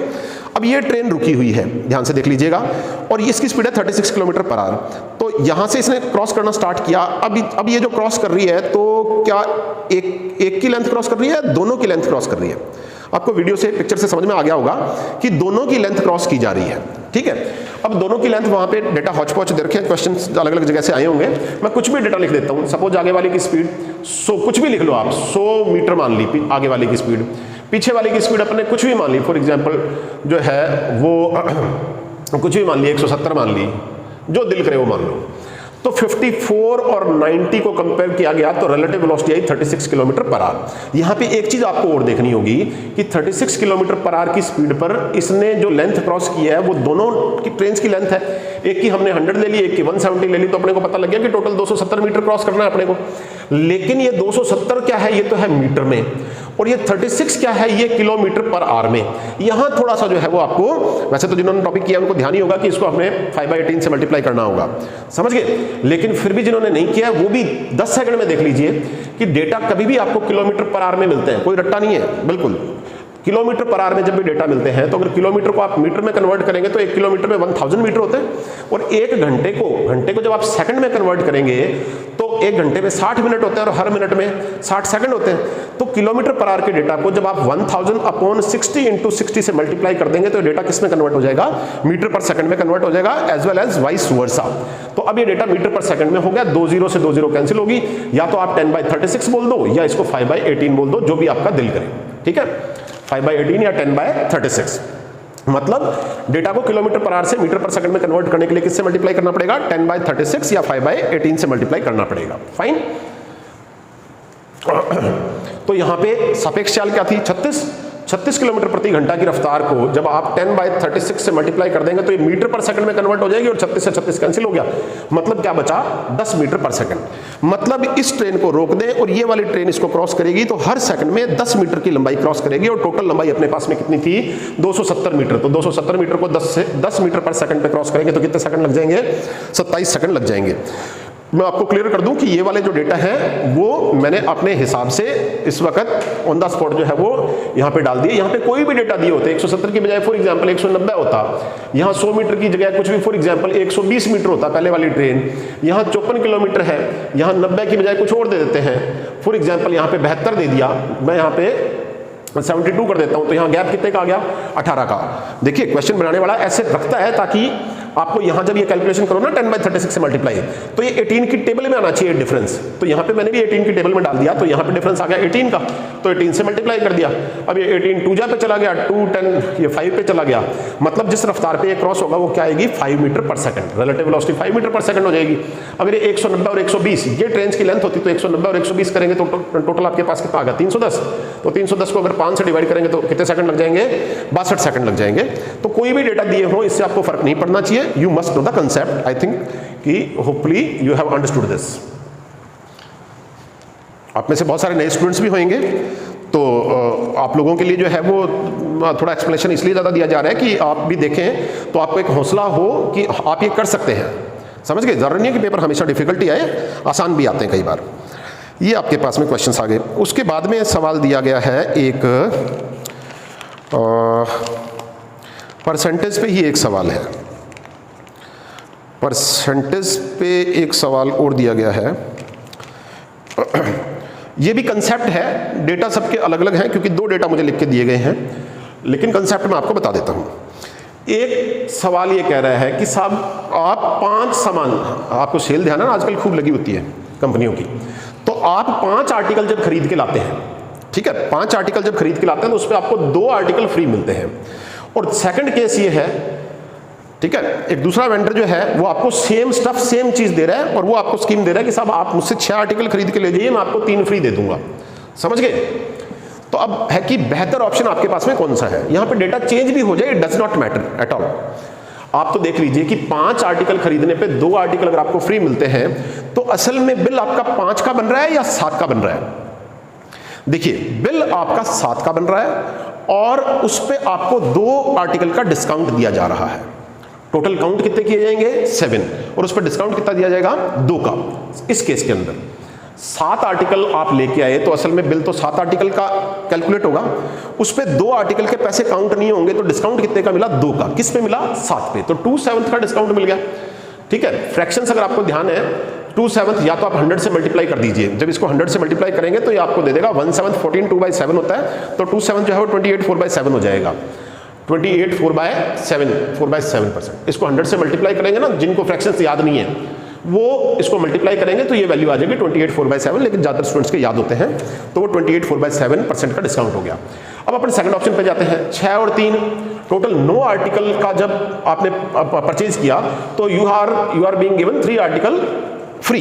ठीक है, तो 9 पे 3 के पैसे चार्ज नहीं हुए, 3 का डिस्काउंट मिल गया। किस पे 9 पे 3/9 का डिस्काउंट मिल गया, या 1/3 का डिस्काउंट मिल गया, और 1/3 कितना होता है 33 1/3%।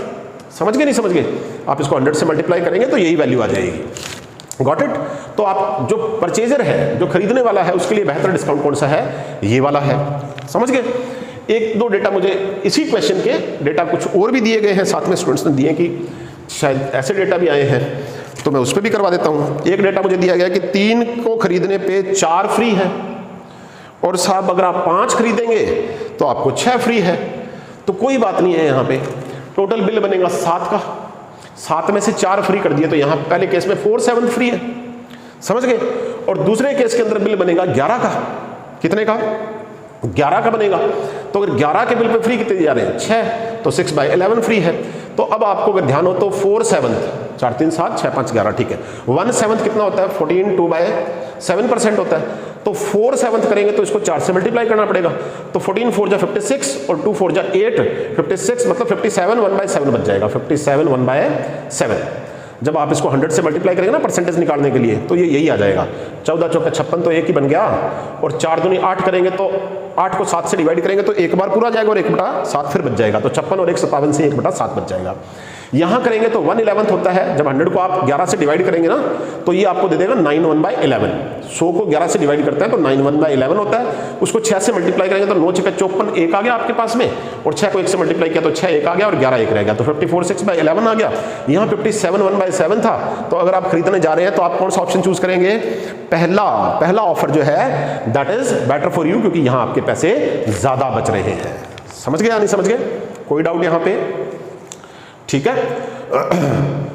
और एक तरीका मैं आपको और भी बता देता हूं, क्योंकि ये परसेंटेज निकालने वाला तो आपको सारा ही बता देंगे, तो कुछ एक्स्ट्रा हो जाए। आप तो इनमें देख लीजिए कि ये परसेंटेज की वैल्यू है और यहां पे ये परसेंटेज की वैल्यू है। ये परसेंट निकालना और ये परसेंट निकालना और बाद में कंपेयर करना है ना अपने को कि इनमें से कौन सा बड़ा है। तो आप इनकी बिल्कुल परसेंट की वैल्यू मत निकालिए, आप सीधा मल्टीप्लाई कीजिए। 11 4 जा 44, 7 6 जा 42, 44 एंड 42 कौन सी वैल्यू बड़ी है? ये वाली। इसका मतलब यहां पे बेहतर है। समझ गए? बात समझ में आई या नहीं आई? इसी तरीके से जो पहला केस था, जो अपन ने डेटा लिए थे, क्या डेटा लिए थे यहां पे 5 2 का लिया था और 6 3 का लिया था। तो 2 फ्री थे किस पे? 7 पे। तो वहां पे डिस्काउंट 2 7 था और दूसरे केस में डिस्काउंट 3 9 था, 3 का था 9 पे। समझ गए नहीं समझ गए? तो यहाँ पे 9 2 जा 18 और 7 3 जा 21, तो 18 और 21।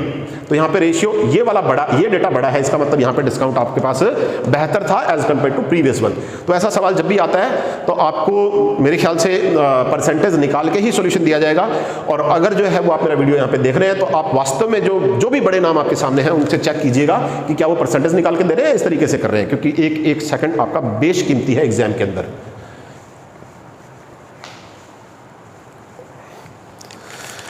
उसके बाद जो है वो क्वेश्चन, ये कवर हो गया, कवर हो गया, कवर ये हो गया। हाँ जी, फिर उसके बाद में मुझे क्वेश्चन जो है वो दिए गए हैं, ट्रिग्नो के हैं कुछ क्वेश्चन, 1 2 क्वेश्चन ट्रिग्नो के हैं, 2 क्वेश्चन जो है वो ज्योमेट्री के हैं, फिर 2-3 क्वेश्चन अलजेब्रा के हैं और 2 मेंसुरेशन के हैं। चलिए मेंसुरेशन कॉमन है तो पहले मेंसुरेशन स्टार्ट कर लेते हैं। एक क्वेश्चन तो इसने दिया है कि साहब सिलेंडर कोई दिया गया है आपको, सिलेंडर ध्यान है ना आपको, सिलेंडर कोई दिया गया है और इस सिलेंडर का कर्ड सरफेस एरिया दिया गया है CS से, कर्ड सरफेस एरिया जो कि 1320 सेंटीमीटर स्क्वायर है और मुझे इसका डायमीटर दिया गया। डायमीटर समझते हो ना? डायमीटर जो होता है इसको व्यास बोलते हैं हिंदी में, हिंदी वाले मेरे प्यारे दोस्तों इसको व्यास बोलते हैं, जो त्रिज्या का डबल होता है। ठीक है, ये दिया गया है मुझे 20 सेंटीमीटर। क्लियर? और मुझसे पूछ लिया गया साहब वॉल्यूम। वॉल्यूम का मतलब है कि आयतन। क्या पूछ लिया गया?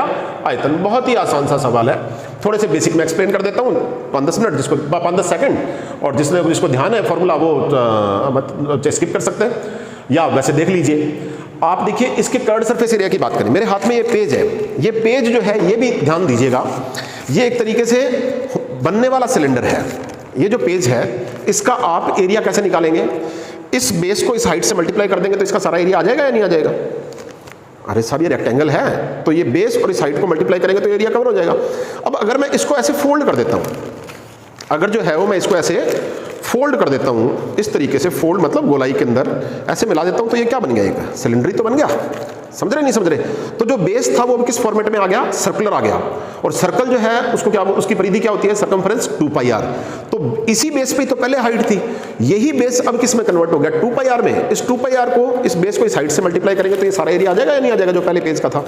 तो इस ये 2πr और इसको मल्टीप्लाई कर दें किससे? इस हाइट से, तो ये एरिया आ गया 2πr × h। तो ये आ गया कर्व्ड सरफेस एरिया। इसको हिंदी में बोलते हैं वक्रीय पृष्ठीय क्षेत्रफल। वक्रीय पृष्ठीय क्षेत्रफल ये 2πrh हो गया। यहाँ पे आपको वो TS से भी दे सकता है, टोटल सरफेस एरिया या संपूर्ण पृष्ठीय क्षेत्रफल या कुल पृष्ठीय क्षेत्रफल, कुछ भी बोल सकता है। तो आपको पता है कि ये तो है ही है इस एरिया के अंदर, और एक ढक्कन ये लग गया और एक ढक्कन ये लग गया। अगर ये दोनों ढक्कन और लगा दे तो क्या हो जाएगा? Total surface area. ढक्कन जो है उसका एरिया आपको पता है πr² होगा क्योंकि सर्कल है।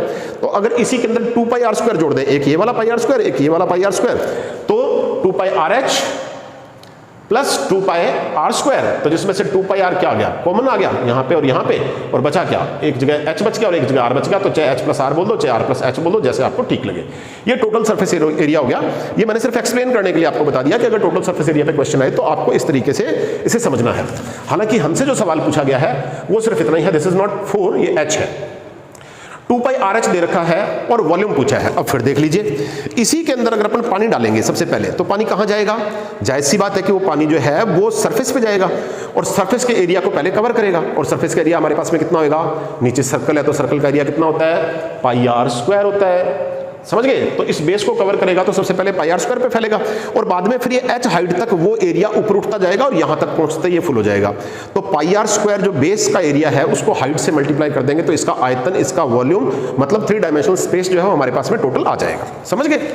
तो 2π ये एरिया बेस का πr² और x से मल्टीप्लाई कर देंगे तो पाई आर स्क्वायर एच, ये आपके पास में क्या आ गया, वॉल्यूम आ गया।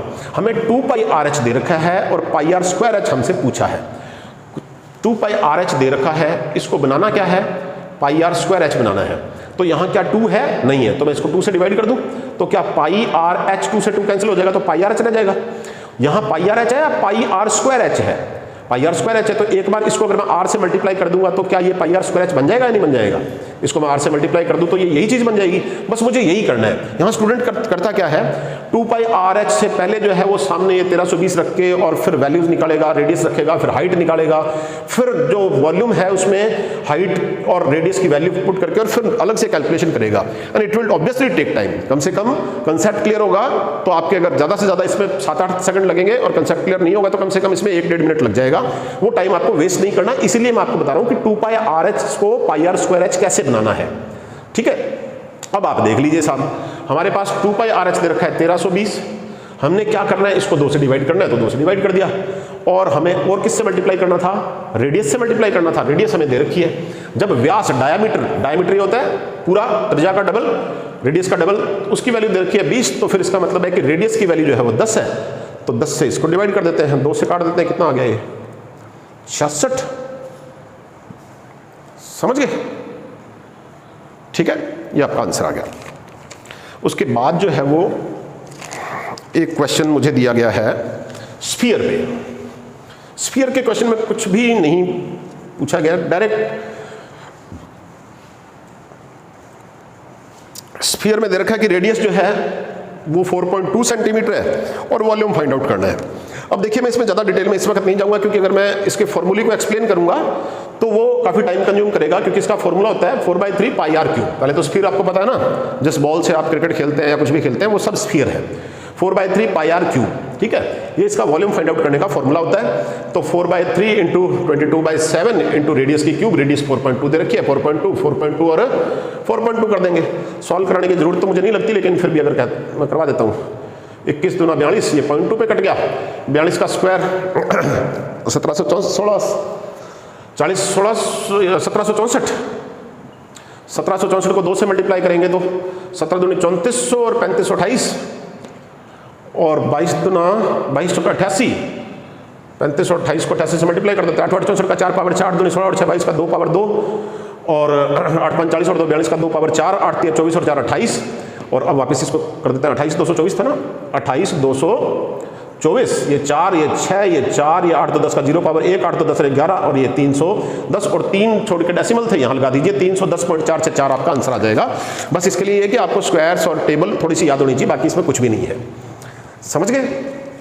अगर कभी इसके वॉल्यूम के बजाय अगर इसके एरिया पे सवाल पूछ लिया जाए तो उसका सिंपल सा एक बार याद रखने के लिए बता देता हूं कि आर रेडियस का जो सर्कल होता है उसका एरिया पाई आर स्क्वायर होता है। तो अगर आर रेडियस का एक गोला है तो उसका जो टोटल सरफेस एरिया है ना वो इससे 4 गुना होगा, मतलब कितना होगा 4 पाई आर स्क्वायर होगा। अगर पूछ लिया जाता तो आप वैल्यू पुट कर देते आर की, फाइन। उसके बाद मेरे पास इतने ही क्वेश्चन यहाँ पे थे, इतने क्वेश्चन मतलब सिर्फ किसके, मेंसुरेशन के। फिर मेरे पास में अलजेब्रा के क्वेश्चन आते हैं। अलजेब्रा का एक क्वेश्चन मुझे दिया जा रहा है कि x is equal to -4 and y is equal to -1, यहाँ लिख देता हूँ, y इज इक्वल टू -1, और दिया गया है कि 4x cube plus 5x square y plus 2xy square plus 7y cube. कुछ भी नहीं है इस सवाल में दोस्तों, कोई दिमाग लगाने वाली कहानी नहीं है। सीधी x की वैल्यू अपने को दे रखी है और y की वैल्यू अपने को दे रखी है। थोड़ा सा अगर दिमाग लगाना है तो बस ये देखना है कि प्लस माइनस कौन से बनेंगे, कौन सी वैल्यू प्लस में आएगी, कौन सी माइनस में आएगी। x की वैल्यू भी माइनस में है, y की वैल्यू भी माइनस में है, तो अगर माइनस का क्यूब करेंगे तो माइनस रहेगा। यहाँ x का स्क्वायर करेंगे तो प्लस बन जाएगा, लेकिन y माइनस में है इसलिए ये सारे को माइनस बना देगा। यहाँ पे ये वैल्यू जो है वो माइनस में है और ये y का स्क्वायर करेंगे तो माइनस का स्क्वायर करेंगे तो प्लस बन जाएगा, लेकिन प्लस इंटू माइनस फिर माइनस हो जाएगा। और यहाँ y की क्यूब है, अगर किसी भी वैल्यू जो माइनस में होती है उसका क्यूब करेंगे तो माइनस ही रहेगा। अगर किसी को समझ में नहीं आ रहा तो -2 इंटू -2 करेंगे तो प्लस का 4 बन जाएगा, समझ गए। यहाँ तक तो प्लस का 4 बन गया, लेकिन प्लस के 4 को माइनस के 2 से मल्टीप्लाई करेंगे तो आपके पास में माइनस का 8 आ जाएगा। तो जब भी ऑड पावर्स आएंगी तो वैल्यू माइनस में ही रहेंगी। तो आपको ये क्लियर हो गया कि ये सारी वैल्यू जो है, क्या आपको ये क्लियर हो गया कि ये सारी वैल्यू जो है वो किसमें है, माइनस के अंदर है। बस कुछ नहीं है, वैल्यू पुट करनी है, कर लेंगे आप। वैसे बता देता हूँ, 4 चौके 16 चौके 64, 64 चौके 256, 4 चौके 16, 16 एकम 16, 16 पंजे 80, 4 और ये 4 आ गया और 1 का स्क्वायर 1 ही रहेगा, 4 एकम 4 और यहाँ पे क्या आ गया आपके पास में y का क्यूब तो 1 ही रहना है, 1 का क्यूब तो 1 इंटू 7 7 आ गया, 7 4 11 और 6 18, 18 का 8 पावर 1, 8 5 13 और 1 14 का 4 पावर 1 और आपके पास में 2 था ना या 7 था, 2 था, ठीक है यही था क्या, 4 चौके 16 चौके 64 चौके 256 1 आ गया, 4 चौके 16 5 80 1 आ गया और आपके पास में यहाँ 4 ही आ गया और यहाँ आपके पास में जो है वो 7 आ गया, इन सबको जोड़ दिया 7 4 11 6, कुछ गलत है, 7 4 11 और 6 17, 7 4 11 और 6 17 का 7 पावर 1, 8 5 13, 13 और 1 14 का 4 पावर 1, 2 और 1 3 ये आएगा, लेकिन ये माइनस में आएगा, ये ध्यान दीजिएगा, वहां पे प्लस में भी डालेंगे ऑप्शन के अंदर, तो आपकी कोई एरर यहाँ पे नहीं होनी चाहिए, ठीक है। होपफुली यही डेटा होंगे, अगर ये है तो ये आंसर आ जाएंगे। नेक्स्ट जो है वो आपके पास में क्वेश्चन, वीडियो ज़्यादा लंबा नहीं हो इसलिए थोड़ा सा स्पीड से करवा रहा हूँ, वैसे क्वेश्चन जिनमें समझाने वाला कुछ नहीं है। अब सवाल है साहब ज्योमेट्री का, ठीक है, ज्योमेट्री के सवाल दिए गए हैं साहब 2।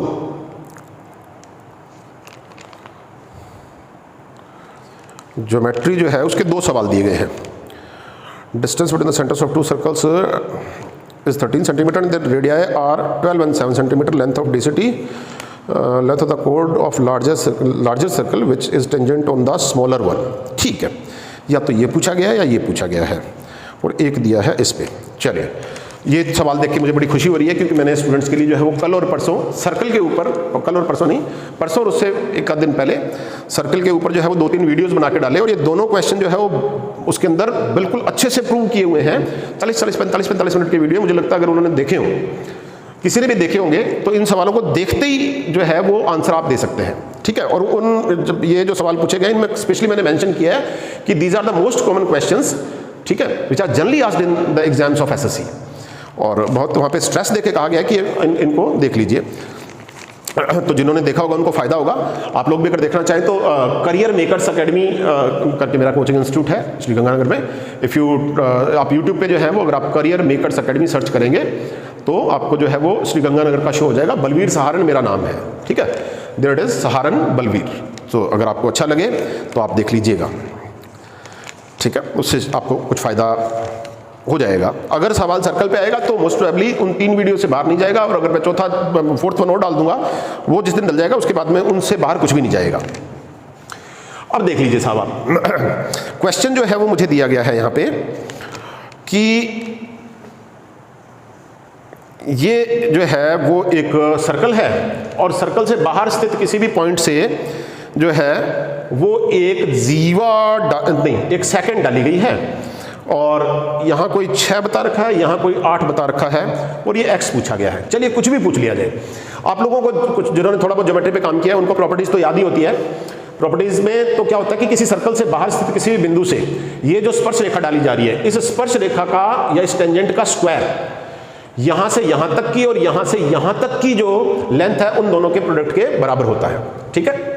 मैं इसको वैसे एक बार बता देता हूं, ये कुछ भी और बड़ा फिक्स लिखा आता है, इसको पीटी लिख देते हैं, इसको ए भी लिख देते हैं। आपकी सभी किताबों में ऐसे ही मिलेगा आपको, लेकिन क्वेश्चन बनाने वाला इसको चेंज भी कर सकता है। जरूरी नहीं है कि पीटी रटना है आपने, वहां पे कुछ भी चेंज कर सकता है वो, ठीक है। कल आपकी जो प्रॉपर्टी है वो क्या है, पीटी का square that is equal to P A into PB, P A into PB.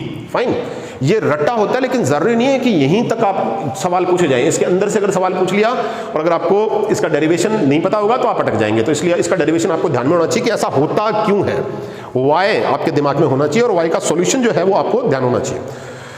तो यहां तक कुछ था ही नहीं। फिर अगर ये 8 है तो 8 का स्क्वायर 64 हो गया, और बराबर ये x है, ये यहां से यहां तक 6 बता रहा है, तो पी ए तो क्या हो गया 6 और इंटू क्या हो गया 6 + x मान लेते हैं इसको, वो उतना यहां तक x बताया है।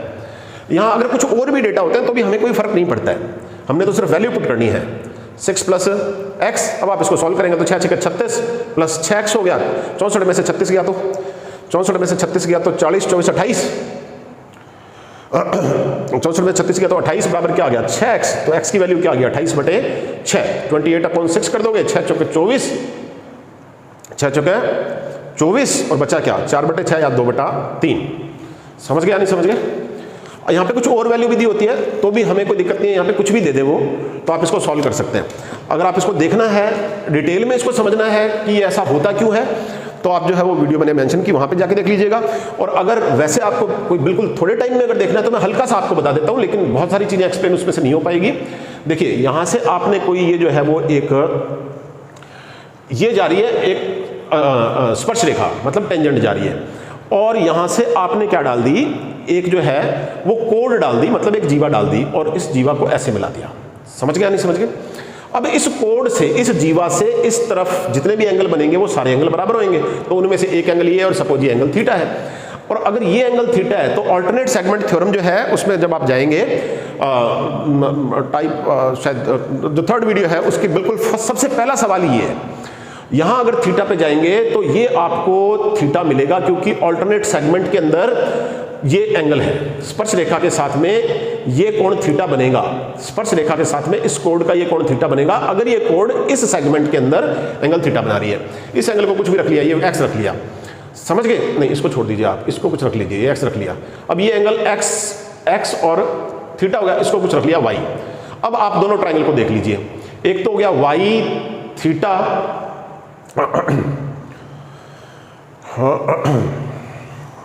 वो हो गया हमारे पास में थीटा। एक ट्राइंगल, ये जो ट्राइंगल है PTA, इसके दो एंगल हो गए वाई और थीटा, और जो बड़ा ट्राइंगल है उसके दो एंगल हो गए वाई और थीटा। तो इसका तीसरा एंगल कौन सा है? X plus theta. बड़े ट्राइंगल का एंगल टी क्या है? X plus theta. बाकी दोनों एंगल सेम है, थीटा वाई, और इसमें थीटा और वाई।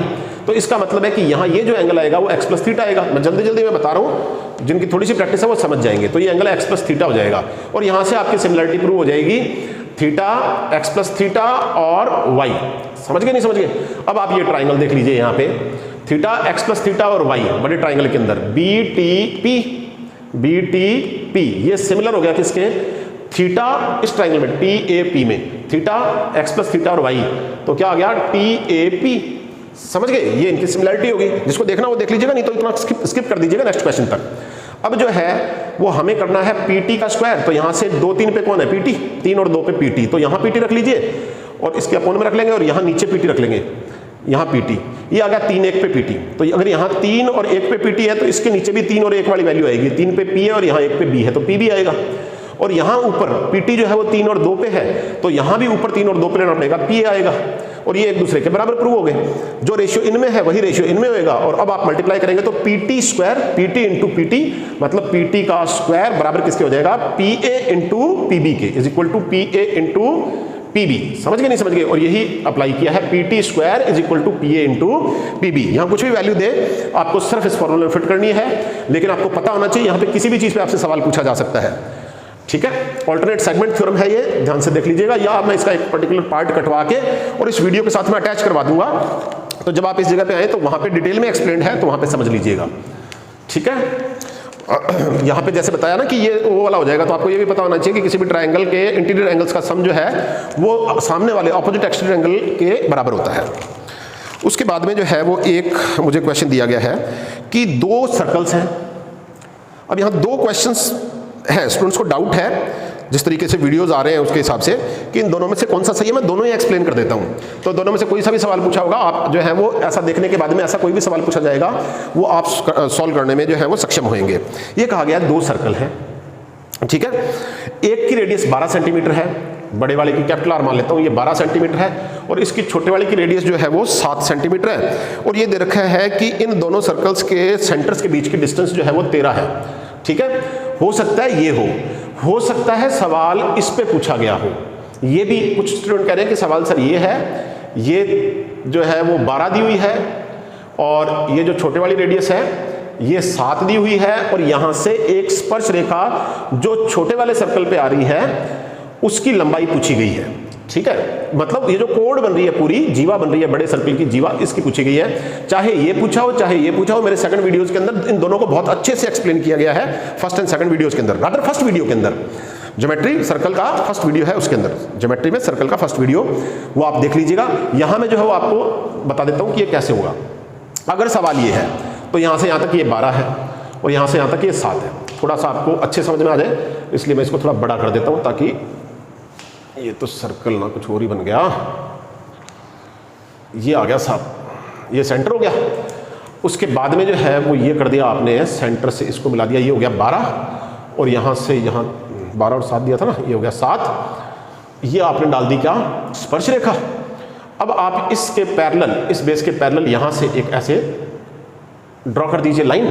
इसके पैरेलल ड्रॉ करोगे तो अगर ये 7 है तो ऑब्वियसली ये भी कितनी होगी, यहाँ से यहाँ तक 7। ये सारी 12 है जिसमें से ये 7 है, तो फिर ये कितनी बचेगी, यहाँ से यहाँ तक ये 5 बची। समझ गए। और इन दोनों सेंटर के बीच की डिस्टेंस हमें दे रखी थी 13। तो अगर ये 13 है तो यहाँ से यहाँ तक ये भी 13 है। और आप ध्यान से देखोगे तो ये क्या बन जाएगा, एक राइट एंगल ट्राइंगल बन जाएगा। थ्योरम डिटेल में आपको देख रहा है तो वीडियो में चले जाइएगा, अगर ध्यान है तो यहाँ से आपका काम चल जाएगा। यहाँ पे 90 डिग्री बनेगा क्योंकि कोई भी स्पर्श रेखा जो है वो सर्कल पे सेंटर के साथ जो है वो कितने डिग्री का एंगल बनाती है, 90 डिग्री का बनाती है। तो आप देख लीजिए कि ये एक ट्रिपलेट बन गया, यहाँ से यहाँ 90 डिग्री, इसके सामने ये हाइपोटेनस, और ये चाहे बेस मान लो चाहे परपेंडिकुलर मान लो।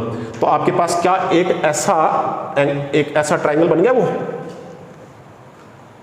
जिसमें ये 13 है, ये 90 डिग्री है, ये 5 है और ये फाइंड आउट करना है अपने को। तो 13 के स्क्वायर में से 5 का स्क्वायर लेस करेंगे तो हाइपोटेनस के स्क्वायर में से बेस का स्क्वायर या परपेंडिकुलर का स्क्वायर लेस करेंगे तो दूसरी साइड आ जाएगी।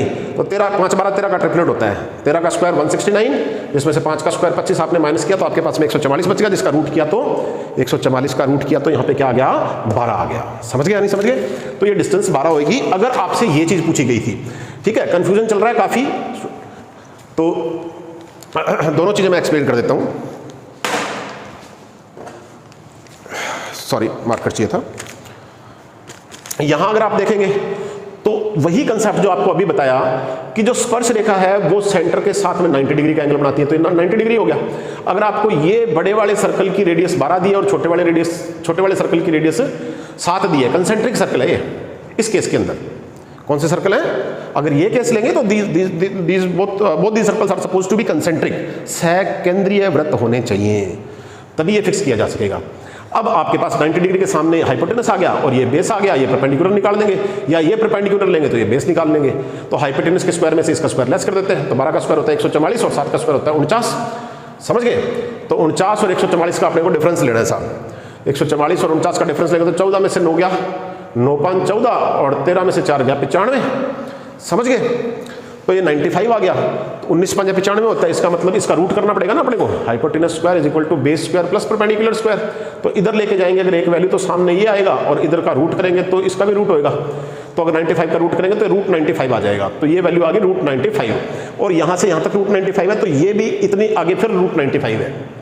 समझ गए। अगर ये रूट 95 है तो ये भी रूट 95 है। ये भी अपने आप में एक थ्योरम है जो एक्सप्लेन की गई है उन्हीं वीडियोस के अंदर कि किस तरीके से किसी भी सर्कल के कोड जो होती है, जीवा जो होती है, उस पे सेंटर से अगर परपेंडिकुलर डाला जाए तो जितना इधर बचता है उतना ही इधर बचता है। ये चीजें भी उन वीडियोस के अंदर बिल्कुल छोटी छोटी बातें भी एक्सप्लेन की हुई है, तो वहां से आप देख सकते हैं, या यहाँ आप देख लीजिए अगर आपको पहले से पता है तो फिर जरूरत नहीं है। इसका डबल हो जाएगा तो आपका आंसर आ जाएगा 2 रूट 95। समझ गए, 2 रूट 95।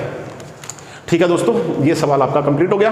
मैं वीडियो को ज़्यादा लंबा नहीं करना चाह रहा, इसलिए थोड़ी सी स्पीड जो है वो मैंने बढ़ा रखी है, हल्की सी। और अगर जो है वो ज़्यादा आपको लगे तो आप स्पीड थोड़ी स्लो कर लीजिएगा।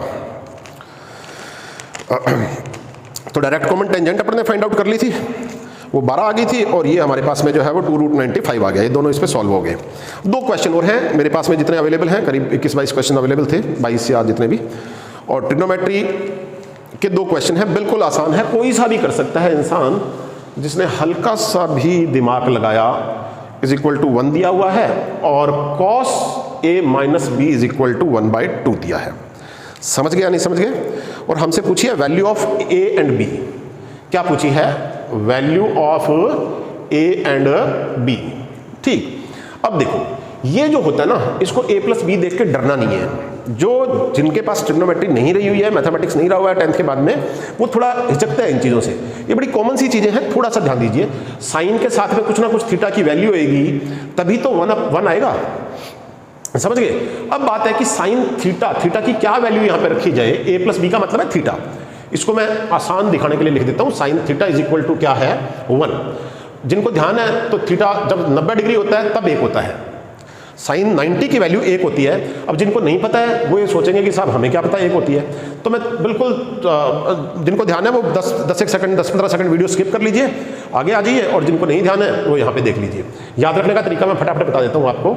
साइन जो होता है वो 0 पे 0 होता है, ठीक है।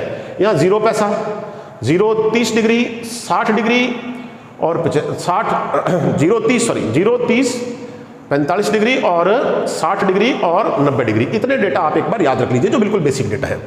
याद रखने का तरीका क्या है, 0 पे 0 रुपए मान लो और उसका रूट कर दो 0। साइन की बात बता रहा हूं मैं यहाँ पे। पहले 0 पैसा, फिर 1/4 25 पैसा, 25 पैसे 1/4 रुपया होता है, उसका रूट करेंगे तो 1/2 आ जाएगा। फिर आ गया साहब 50 पैसे, 50 पैसे का मतलब हो गया 1/2 रुपी, उसका रूट करेंगे तो 1/√2 आ जाएगा।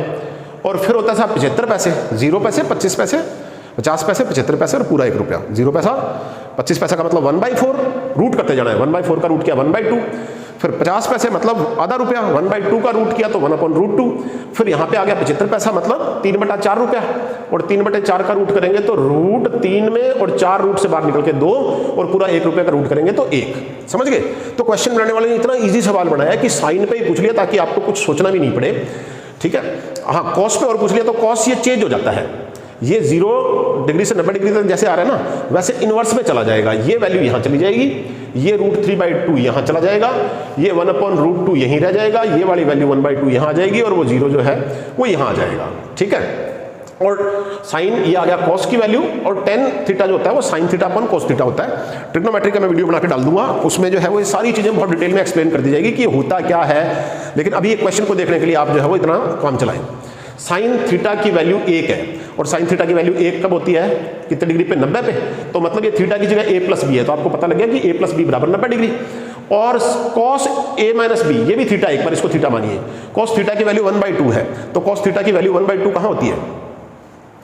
cos थीटा की वैल्यू जो है वो 1/2 होती है 60 पे, समझ गए? तो a-b की वैल्यू क्या आ गई, 60 डिग्री।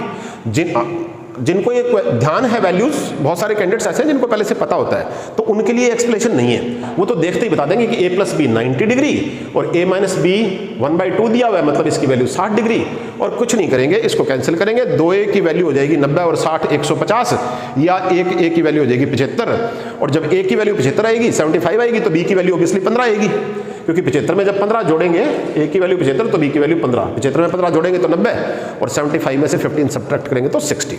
ठीक है दोस्तों, ये था सेकंड लास्ट क्वेश्चन।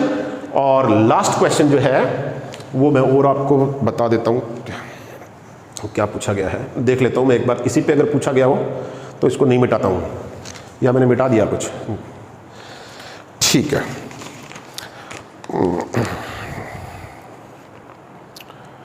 हाँ, क्वेश्चन दिया सब cos theta is equal to √3/2, cos theta is equal to √3/2, और पूछा है tan square theta into cos square theta. बहुत ज्यादा आसान सवाल, सिर्फ देख, जिसको नहीं पता है कुछ भी, इसने ट्रिग्नोमेट्री कभी नहीं पढ़ी है, वो भी इसको सॉल्व कर सकता है। सिर्फ हल्का सा अगर आधे घंटे का भी काम किया हो, 20 मिनट का भी काम किया हो। cos थीटा की वैल्यू √3/2 रखी है, वहां से देख के बताओ cos थीटा √3/2 कहाँ होता है? यहाँ होता है, और यहाँ पे डिग्री कितने हैं, 30 डिग्री, मतलब थीटा की वैल्यू क्या आ गई, 30 डिग्री। cos 30 की वैल्यू √3/2 होती है, तो थीटा की वैल्यू क्या आ गई, 30 डिग्री। अब आपको करना है tan square theta, tan square theta मतलब tan स्क्वायर 30। tan 30 जो होता है ना, उसकी वैल्यू 1/√3 होती है।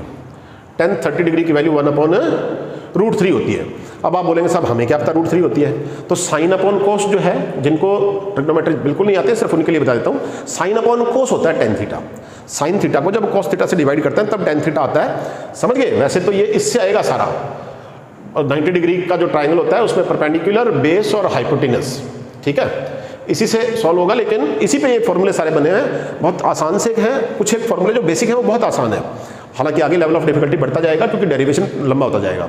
आप तो sine upon cos is equal to 10 होता है, तो साइन क्या है यहाँ पे 30 डिग्री पे 1/2, और इसको कॉस से डिवाइड करें किससे, √3/2 से। इसको इससे डिवाइड करेंगे तो नीचे √3 आ जाएगा, और बटे वाला 2 ऊपर चला जाएगा, तो 2 से 2 कैंसिल हो गया, तो क्या बच गया, साइन अपॉन कॉस 1/√3 बच गया या नहीं बच गया? इसके 2 सॉल्यूशन होंगे सब, 2 से ज्यादा हो सकते हैं सॉल्यूशन, लेकिन मैं अभी 2 दे दूंगा। 1/√3 आ गया किसकी वैल्यू, tan थीटा की वैल्यू। तो tan थीटा की जो वैल्यू 1/√3 आ रही है, तो tan स्क्वायर थीटा की वैल्यू क्या आ जाएगी, 1/√3 का होल स्क्वायर। 10 स्क्वायर करेंगे तो 1/10 थीटा की वैल्यू 10 30 की वैल्यू 1/√3 है।